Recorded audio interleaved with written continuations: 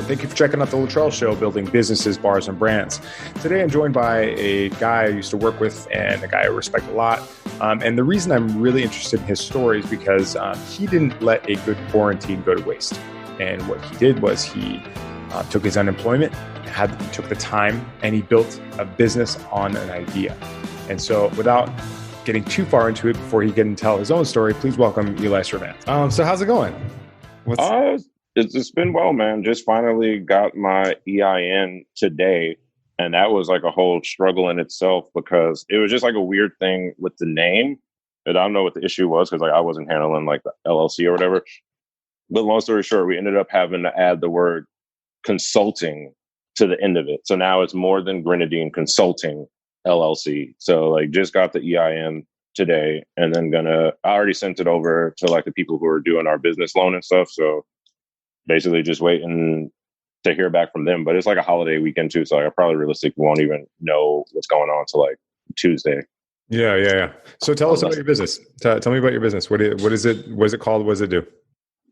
So Distilled and Chilled, that's the biz name. And basically using all the skills I've acquired over the years, knowing fine folks like yourself to make some high-end cocktails straight to your doorstep. Because beginning of the pandemic, like I definitely like had like hella anxiety. And for me, I was just like, not knowing what the world's going to become and like our industry, I'm just like, I didn't see like restaurants coming. Like basically, I didn't think restaurants would honestly even be open till like September. Like real talk. Like that's something like my fiance and I would speak about like all the time where it's like, yeah, we think like we'll both be back in like normal job settings in September. Like she'll be back in school and I'll be running around with you at Campari Academy, et cetera, et cetera. But then like the more we sat around and like, obviously the cases just kept going up and I'm like, dude, like I don't see an end to this anytime for us. So we should just figure out like what the next move is going to be. Cause, the end game was to like open a bar, open a speakeasy, something small. And looking at how everything was going, it was just like, all right, if this were to happen again, then, I'd be in the same boat as all these other bar owners. It's just like, hey, the PPE and my employees and so on and so forth. So I was just like basically trying to deconstruct the bar method, if you will, and just like sub biz meat. And then just like trying to figure out like how to do what I love and make it make sense for like modern times. Right. So my first thought was actually like pop up bar. Cause I'm like, I feel like in some way, form, maybe people would be able to go outside. So I was like, maybe I could just drive around with like a little bar set up in my car. Like, of course, make it legal and stuff. I mean, basically you could move to New Orleans and get away with that. Yeah. Or like Tennessee or something. There's not New York. I would never. No, but it was just like an idea, So I was just going through all the different type of variations of basically like still being able to bartend, but knowing that like brick and mortar bar definitely not going to work, So then it became like, oh, maybe we should get a little truck and be like a speakeasy on wheels. So then my brother and I, we started looking into like ice cream trucks and stuff like that. And like, we're probably still going to maybe try to pursue that just because I'm a grown child. And I think it'd be hilarious to just hand out adult beverages from like a legit like ice cream truck. Like, I don't even think I would change anything but like add my logo, but legit just still make it look like an ice cream truck and maybe say like 21 and up, something like that. So like little kids don't come up like, hey, I'm like, sorry. I bet there's some sort of a thing that would happen with the LLC name too, because they were just like Grenadine. Somebody probably already owns that, right? But you're not gonna have children rolling up to that, anyways. Right. So then from that idea, then it became like, all right. So everything's always been like deconstructing, less overhead, and then from there, it's like, all right. Well, the best thing would be like if we could just bottle cocktails. So I was actually talking to one of my boys about that. And it just kind of came up like the conversation of just like, from New York. So like, what do we do every summer? Nutcrackers all the time. Mm-hmm. So I was like, and then he told me a story that one of his boys, I think he said it was like 5 years ago or 3 years ago, maybe, that he started a nutcracker business. Of course, which is highly legal, but whatever, it is what it is. If you don't know what nutcrackers are, that like around New York, they put composed cocktails in 5-gallon buckets and then put them into these little plastic containers that look like small milk cartons. And they put their labels on them. Some of them are horrifying, but some of them are delicious. And that's the gamble you take. Because like some of them literally are, you could tell some dude just took like Devil Springs and High C and was like, wait, let me be a mixologist. And then added some like Dole pineapple juice. Right. And it's just like, this is still horrible, my dude. Right. But yeah, you're right. Like it's total gamble. But like, with that being said, and me being in New York, I'm like, oh, we can take that because that's what the dude told me too, that his boy, when he got it up and running, basically by a year, that he was making 10 grand a week. And I'm like, what? And I'm like, that's impossible. But like, I'm nuts with numbers, and I love a challenge. I don't know how you do that, because I mean, like every nutcracker I've had is either like $5 or $10. Like they got the small ones and they got the big ones. No, for sure. And then that's why when I went inside and just started like crunching numbers and things, I was like, holy crap, I see how that dude got to that point. I'm like, that's insane. And I'm like, I need to figure something out for myself. And I'm like, because obviously I want to still bartend. Like I'll go crazy if I don't get to like do that. And then I'm like, okay, obviously we know the nutcracker model is 100% illegal. And it's basically, you have to be right all the time. The cops only need to be right once. You get caught, you're done. And like, and also, they just go around stopping people without any reason too. So it's like, they just play the numbers. Exactly. And it's not worth the risk. Like I said, I've seen it happen once where like this dude was on the beach and he had one of those like giant, like big beach bags. And I even bought a nutcracker from him because I'll support any small business. I don't care. So like he sold it to us. And then I saw the police office in the distance. And I'm like, dude, like, yo, you should probably keep it low key for the next 20 minutes. Cause like I see these dudes, they're out there. And he didn't listen to me. And sure enough, like 10 minutes later, I saw them taking his bag and all of his bottles. And I'm like, dude, that was probably like $600 worth of those like little bottles you were talking about. Mm-hmm. And it's like, it's not worth it. So with that being said, I went through all the rigmarole of like, how do we make this a fully legal business model from like top to bottom? Like, I don't want to be on anybody's radar ever. And my business partner, Michelle, she used to be a corporate health inspector for Starbucks. And now she started her own consultancy company where she helps open distilleries, dispensaries, breweries, whatever. And like, she just knows all that kind of stuff from like top to bottom in terms of like who sells these bottles and like where to get labels from and like what's legal and like all the compliance stuff. Exactly. Her role is actually the president of compliance. So that was basically her fun little homework task in May to pretty much look into all the different ways where we can make this 100% legal.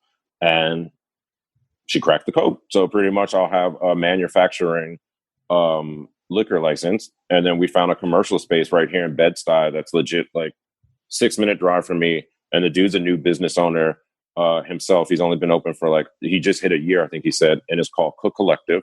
So we'll have like a commercial space to use and do all of our prep, and everything will be on the up and up in that regards as well. So yeah.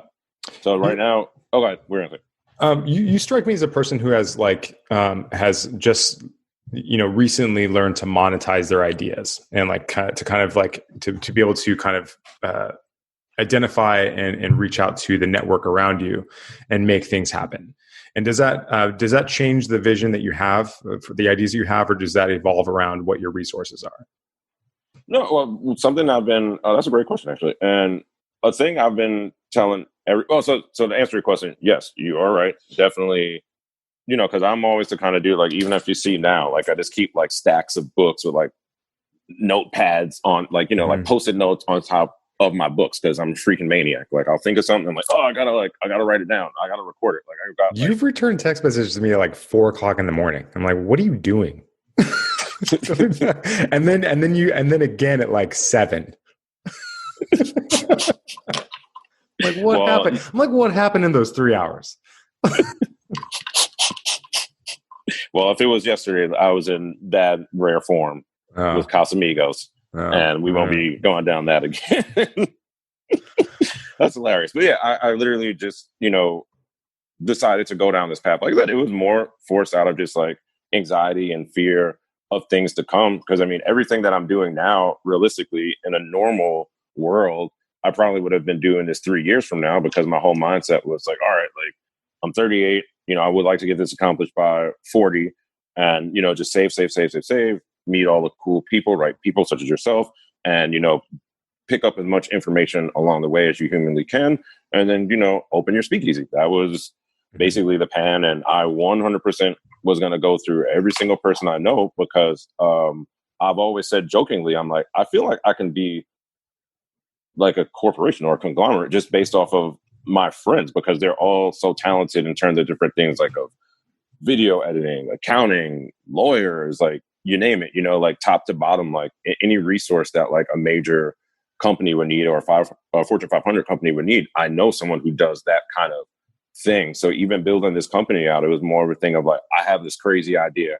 I'm just going to go for it. And on some instances, I would reach out to people. And then on more times than not, people would just reach out to me like, hey, like, I see what you're up to. Like, you need help with X, Y, and Z, blah, blah, blah, blah, blah. And I'm like, actually, I haven't even thought about that. Or like, that was basically one of my bullet points. So I'm like, yeah, like, thanks for volunteering. And like, that's been really dope too, that, one of the good things of this very horrible situation, the pandemic, is that it's generated a lot of like goodwill and people just like reaching out. That's like, dude, I haven't seen you since like 17 years ago. Remember just kicking in front of that bodega and you like walk through my dice game. Like, hey, word, dude. Like, so like, it's been great for that. So like, I'm blessed in that sense that like people care enough to just like reach out and be like, dude, like it's obviously, a crazy time. Like you're in the service industry and like your industry is down bad. So it's cool that people have like genuinely reached out to help. And like, if it's 10 people helping me pull this off, literally only 2 people have charged me. And like, I don't mind paying the other 8 either. It's just, they're like, nah, dude, like whatever. I've known you for 20 years. I don't know. It's fine. Well, I mean, so what is the timeline for your business? I mean, you got all this started, you filed your LLC, you got your EIN, and then you're currently in the drinks delivery business. Well, so technically I can only do it on friends and family kind of level or just like consultancy level where it's just like, oh, like for example, like I had someone doing something for Father's Day. So it's like I can't sell the cocktails, but like I could go there and like, I got you. Give you a setup and et cetera, et cetera. Beautiful home out in West Orange. And it was an amazing day. And like they run a magazine, Uptown Magazine. So it was just cool to make like a connection like that. And it was a beautiful day. But once everything's up and running, then yeah, it'll be fully, automated through the website. So as far as timeline, it's basically waiting for the business loan to come through. And that could take literally like 3 days, probably, right? So let's call it like next Wednesday, let's say. You were approved for a business loan during a pandemic? Yes, I was. That's amazing. That's awesome. What are you going to do with it? That's going to pay for the space, the deposit to get the space, all the tools. Cause like they have tools at the place that you can use, but like we're going to want our own stuff. So like we're going to buy like all the equipment, more bottles, labels, paying off the publicist. What else did that cover? Hey, what's up? I'm trying to think what else is in there. Paying for my app that you and I have spoken about. Yeah, no, that's a cool idea. Can you share anything about that? Yeah, for sure. Absolutely. It's already in development. So pretty much the app is going to be called, Feet. That's FEEP. And it's basically just like a play on words that essentially means feed the people. And it was pretty much to be a competitor to Yelp, but a more like socially engaging, legitimate version of Yelp, I suppose. And then thank you for the beautiful idea that instead of merging like an Instagram and Yelp kind of idea, why not merge a TikTok and Yelp kind of idea where now it's a video review, you can edit it and make it look cute and cool, and it legitimizes it because if you're sitting somewhere, right, and you can write a Yelp review, gray avatar, and it's like, oh, this place sucks because blah, blah, blah, blah, blah, blah, blah. But now, if your only way to post a review is you're shooting a video and you're like, oh, this place sucks, blah, blah, blah, blah, blah. And like people are looking around, it's like, dude, I see soft shell crab over there, see steaks over there, lighting looks amazing, cocktails looks amazing. Like, what are you talking about? Yeah, you're just grumpy. Yeah, stop it. Exactly. So, and I feel a lot of times with the Yelp business model that it just screws you over for that reason, that like somebody could just come in and just be crabby and grubby, and then like you can never be a 5-star restaurant because of like that one random dude on a Wednesday, and I think that's pretty lame. Like if you give like amazing service through and through, and like this one jackass came through maybe because like he doesn't like the fact that like Jason has tattoos, and like that's just his like gripe, like, oh, why are you working this fine dining establishment? Your tattoo is shown. People are idiots. I'm sorry. People are idiots. No, for sure. And it's like if they had any idea what actually went into opening up a bar or restaurant or like pretty much any business, like they would have, you'd think that they would have a little bit more patience and respect for the people that work there, the people like it's just like, I feel like it weaponizes social media a little bit. And it's just like, the stakes are extremely high. I mean, before COVID, so many people were going out of businesses in bars and restaurants anyways, just because of the competition and the compliance and the regulations, and they just got taxed out of business. And then now they got these fucking Karens coming in saying that they need to speak to the manager about something that doesn't really matter, like at all. But then once, like when people take care like that shit seriously, then their rating goes down. People lose confidence. They stop going, and then 10 people are out of a job. 20 people are out of a job. It's like exactly. It just doesn't seem reasonable. I got to be honest with you. Like I've kind of fallen out of love with the hospitality industry a little bit, just because it's just, it's just really difficult to swallow what's happening right now. I mean, there's just so little self-determination, so little control. And I'm just really glad to see, the reason I wanted you to have you on the show was because you're just being like, this is what I'm doing, and it's like, whatever's happening in the outside world, fine. But this is what I'm doing to take care of myself. And I appreciate that. No, man, I appreciate you, because just knowing someone like you is super inspiring, and like, that's real talk. And just seeing you, do what you do from afar, or popping up at 4 a.m. and just going through your Instagram and like Facebook. I was gonna say I got my 4 a.m.s too. I mean, so like definitely, and like to backtrack to what we were talking about. I just feel with a platform like Yelp, like you said, weaponizing. That's a key word, and I just feel everybody swears out their Pete Wells Jr. when they walk into a spot, and it's like some people, they're great about it, and it's for critiquing, constructive, criticism. And then obviously there's some people who are just like, there's nothing you can do with them. Like they just want to bash somebody for whatever reason. That's why I brought up something as trivial as like your tattoo showing. Because like I've been in scenarios where like someone's made something out of nothing, and then like they got like a $200 meal comp, like not to me, but just like, like being in the room when it happened. And I'm just like, oh my God, like, I can't believe you did that. And I'm like, I can't believe that manager just comped a $200 meal. Like, that is crazy. And to protect what? And what happens is like when people get these $200 meals comped, the meal becomes worth less. And like the value of that experience becomes worth less because they didn't have to pay for it. This is why I'm like, I'm telling people, it's just like, don't work for free because you become worth less, and don't give your stuff away for free because people won't value it as much. I did the course for free just because we need it, but course is great. Yeah, I'm still working on it. I'm not just saying that, but I'm just saying like what you've put up so far. Like that's why I wanted, that's why I'd asked you today, because like I was like, I don't know if you wanted to just keep it like a bar thing, because like I said, your page is private or whatever, but like there was a lot of like really, really great information that you gave through like all three, that like if you just substitute bar with like author or something like that, it just totally jives. Yeah, it's crazy. I mean, I don't know. I mean, I didn't ask you on to come and talk about me, but like, it's just knowing what about how to get from 0 to 1, how to get the ball rolling into starting like building your business and building your business. Like, what would you advise other people to do who have no other options really? I mean, if you just say in the world, like, I am a bartender, and the world doesn't need bartenders right now, or the world needs bartenders right now, but the world can't use bartenders right now. Mm-hmm. And that's a very unfortunate situation for a lot of people. But what would you say to them? What would you say to somebody who's, at home, that they're worried that they don't know where the next meal is going to come from, but they have a little bit of grit and they have a little bit of hustle? What would you tell them? I would tell them to keep that marathon going. Like really just sit, right?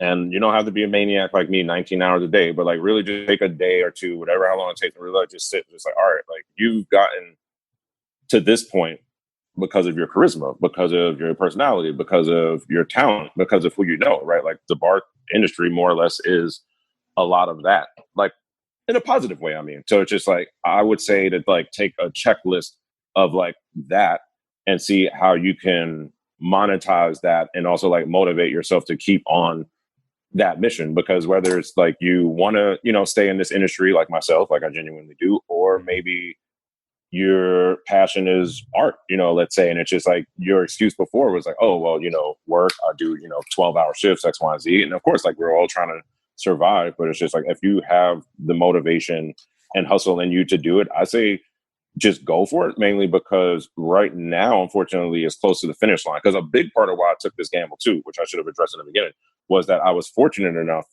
to get the unemployment plus the $600 bonus, right? So it's just like, that's basically a consistent $1,000 a week. So then it's like, okay, now you're able to save, now you're able to pay things off, et cetera, et cetera. So with that being said, I'm like, all right, well, there's no end in sight. Then it's like, I have to figure out how to take care of myself. So I would recommend others to like adopt that same mindset, only because what I've seen in the sample size, me personally anyway, with like my high anxiety, is just that like, I personally don't feel comfortable like going to certain restaurants and eating, just because like I know the crowd they attract, and like those people aren't gonna want to, do the right thing, like for sure. So I'm not wearing a mask or blah, blah, blah, blah, blah. And it's just like, you're putting everybody at risk. So I say that to say, like, going back into the workforce, right? Because I still feel we're phase one, like we're not phase two, we're phase one. And, you're putting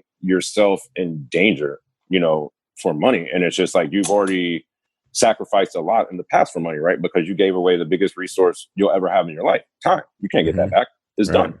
So I'm just saying, in this time now, because we have nothing but time, to abuse the hell out of this time. Like, put away the Netflix, put away everything. Like, I still play video games, but like I definitely like stopped playing video games like as much like back when it like first started, because I was just like, oh, I got free time, and I was just like keeping it leisurely. But then it got to a point of like, I'm going crazy, I need something to do. I'm like, I'm not a lazy person, and like I don't think anybody is lazy, but it's just like when you're just like stuck in like the thing you love and you can't like do it.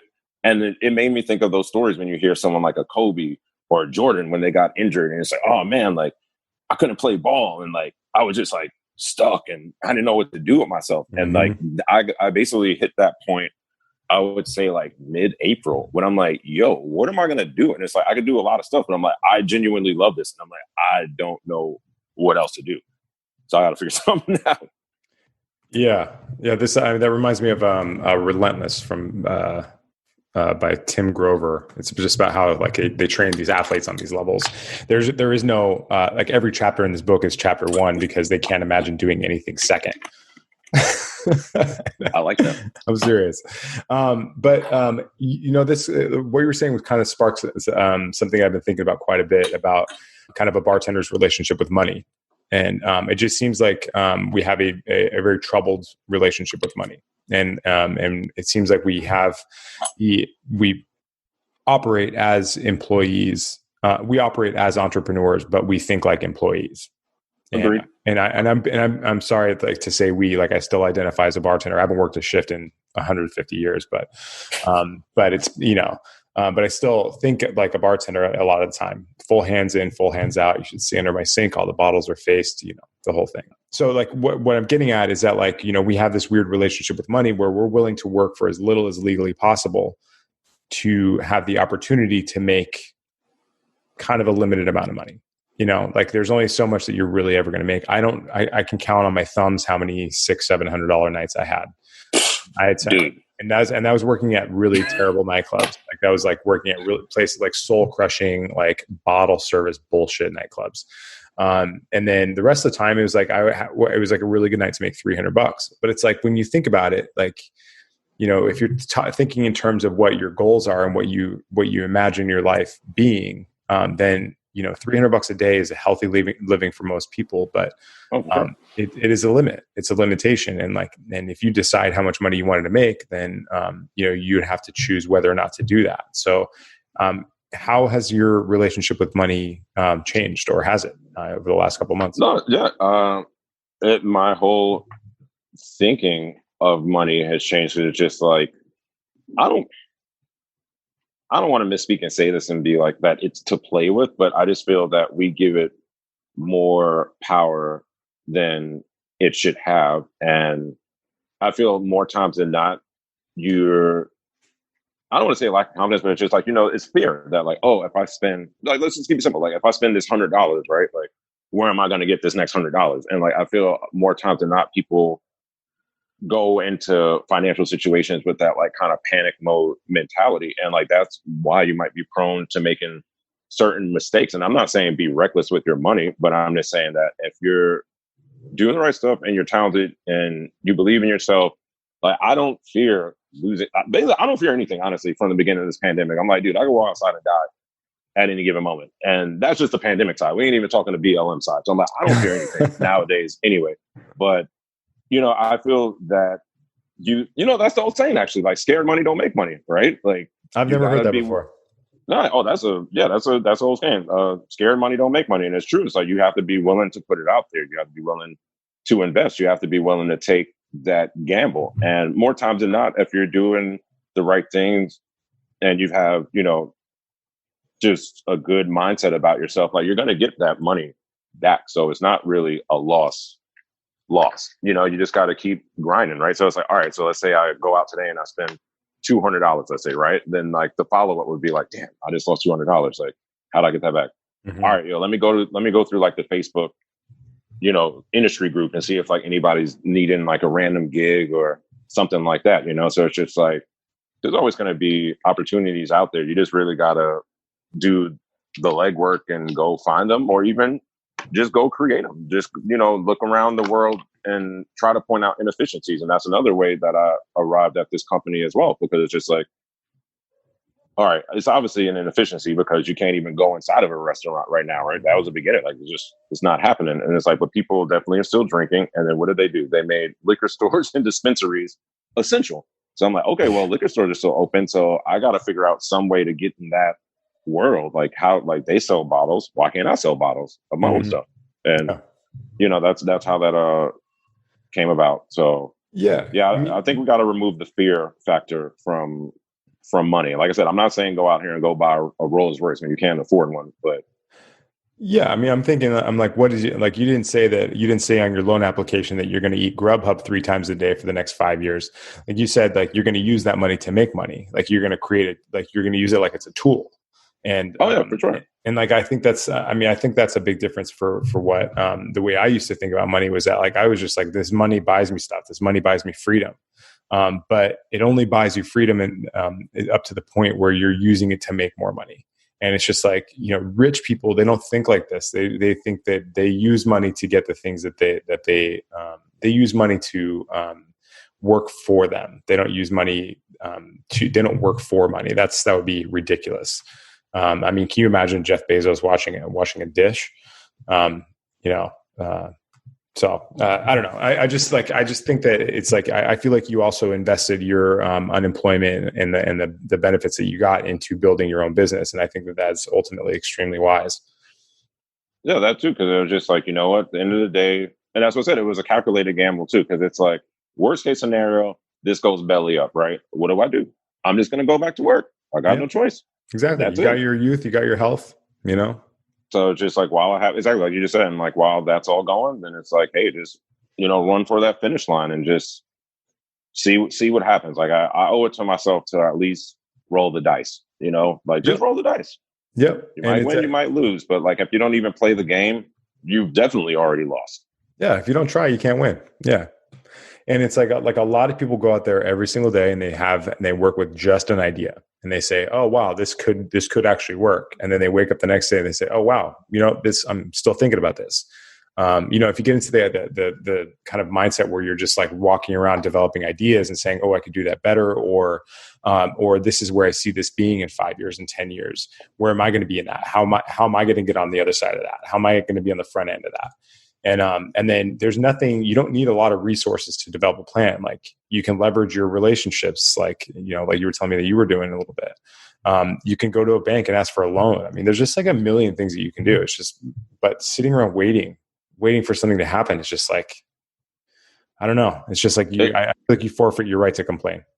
No, for sure. And especially a time like now is probably the worst time ever to really be waiting on, I won't say anybody, but it's just like there's no rhyme and reason to what's happening right now. Like there truly isn't. Like like there's places that have opened and then somebody goes in sick and then they got to close for 2 weeks. And now those same employees are playing the unemployment shuffle, et cetera, et cetera. So I just feel before, they try to fully force people going back to work and different things like that, like while there's like another 4 weeks left to just go for it, just roll the dice. Like yeah, worst case scenario, you just end back up at work in September or October, whatever.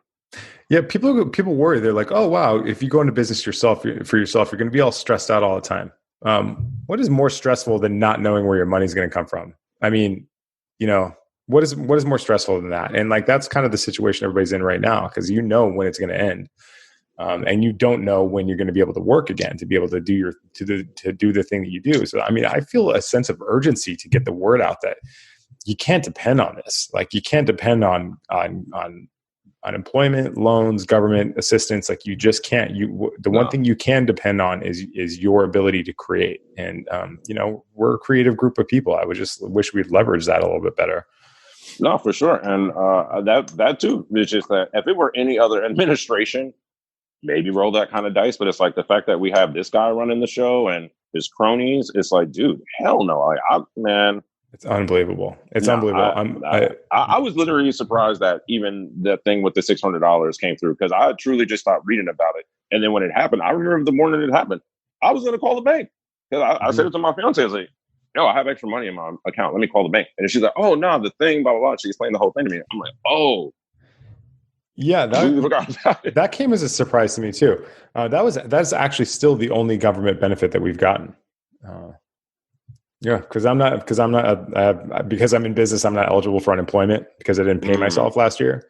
Gotcha. And then also my PPP loan didn't come in. Not that it was really worth anything, but anyways. But nobody's complaining. I'm just in full on pivot mode. That means you just change what you do. No problem. Whatever. Yeah, for sure. And, honestly too, I've been in situations in life, growing up where we moved around a lot and just been down and out a lot. So, even moments like this, it has that same kind of like energy to me almost, where it's just like things just feel like hopeless, right? And it's just like, well, I've been in this situation before, where it's just like the lights are off or et cetera, et cetera. And it's like, it's out of my hands, but it is what it is. And I'm like, this is a similar situation of just like hopelessness and desperation. Like what's going to happen next? Except now I'm an adult and and I'm not saying that in a snarky way, but like, now I'm in control of my own destiny. So it's just like I could sit here and wait, or I could go for it. And it took me a month to like figure out exactly how to go for it, because I knew what I wanted. I just didn't know how to get there. And it's all about patience too. A lot of people, they just want to win right overnight. They want that championship ring, and it's like, nah, dude, you got to go through 82 games. You got to go through the playoffs. Then maybe you get the chance to compete for that chip, because it's not even guaranteed you're going to get to the finals, and I'm cool with that as well. I'm super patient. Like even the process of getting this loan, the whole LLC, like that's taken like 2 months. And I'm sure most people would have probably been breaking tables. And I'm like, I'm fine with it, because I'm like, at the end of the day, like I know that things are going to go well. And I'm not like stressing about it is like sitting in a rocking chair, right? You're expending a lot of energy to go nowhere. Although it seems like you're not. So I'm not even stressing about it. Like the money ain't there, but they approved her, right? They approved us. So it's going to come. So I'll wait. It's fine. Yeah.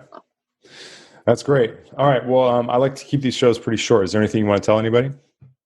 I mean, definitely check out the website. So it's www.distilled, except in the word distilled, the E in distilled is a 3. So it's DISTILL3dN and then chilled.com. I'll be sure to put that all in the show notes and everything. I appreciate you. But yeah, I would say to everybody, just definitely stay safe, stay healthy, be smart when, you're out and about. And like we were saying, like, you can't really be too reliant on people right now, because people are showing a high level of selfishness, which is why, our curve is certainly not flattening. So just do your part, to make sure you're trying to make the world a better place. And like every sense of the word, like I genuinely mean that. Like as people, and just an energy we're putting in the universe, we all got to do better. So that would be my party message. All right, Eli, thank you so much for coming on the show. I really appreciate it. I appreciate you, man. Thank you for having me. You're a great guy. very intelligent, inspiring dude. So thank you for even, reaching out to me. I appreciate you. Of course, man. So I hope you enjoyed this episode talking with Eli Servance from Distilled and Chilled and from Grenadine Consulting Inc., Grenadine Consulting LLC. Eli is definitely an inspiration. And after we stopped recording, he was telling me about all these other amazing things that he has going on. I was like, what are you doing, dude? Why are you burying the lead? Anyways, so I hope you enjoyed this episode with Eli. Be sure to check out the show notes for a brief summary of the show and links to all the stuff that we talked about, including his consulting company and his social media. It's Distilled and Chilled, and the E in Distilled is actually a 3. So a special thanks to Danny Messina for editing and post-producing the show. If you like the show, you might enjoy another show we're working on called The Industry Distilled, where we read the spirits industry news so you don't have to. Head to industrydistilled.com for updates or find it wherever you get your podcasts. I want to keep this show super short and dense. If you have any questions, thoughts, or ideas, please be sure to reach out to me at Jason Luttrell on Twitter and Instagram, or search for Jason Luttrell on Facebook and LinkedIn. If you get anything out of our time together, you can thank me by simply sharing this with another person, like literally just sending it to them with a text message. If you love the show, please hit the subscribe button, leave a rating, review, or comment on iTunes, Spotify, Stitcher, Pocket Casts, iHeartRadio, or wherever you get your podcasts. Please be safe and stay well, and thanks for listening to The Luttrell Show.